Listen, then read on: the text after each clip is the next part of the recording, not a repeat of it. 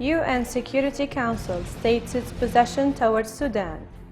The United Nations Security Council condemned the recent violent events in Sudan and called the governing military junta in Khartoum and leaders of the protest movement to work and find a way out of the crisis.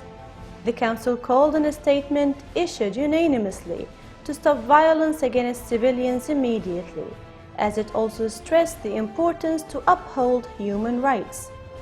More than 100 protesters were killed during a security operation in Khartoum on the 3rd of July, according to the Central Doctor Committee. However, officials say that the number of deaths is much less. Sudan has been ruled by a military council since the removal of the President Omar Bashir in the 11th of April, after a series of protests that began in the high bread prices, then transformed into a popular movement against the authoritarian rule of Omar Bashir.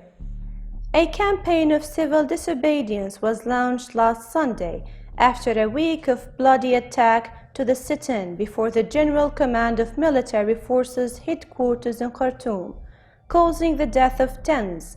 The leaders of the protest accused the military junta, particularly the Rapid Support Force, for the bloody attack.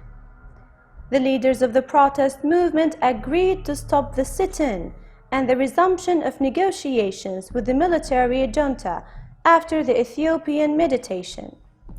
The Security Council demanded all the parties to keep on working together to come up with a compromise solution for the current crisis, expressing support to the diplomatic affairs led by Africa. The negotiations between protest leaders and the military junta stopped owing to the disagreement on the identity of new president of the caretaker authority, whether civilian or military.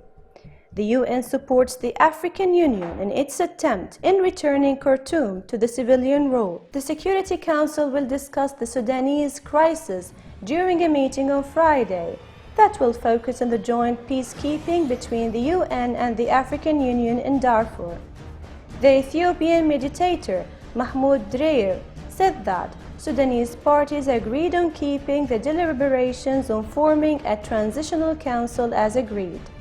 The envoy affirmed the journalists in Khartoum that the Transitional Security Council agreed to release the political prisoners in a confidence-building initiative.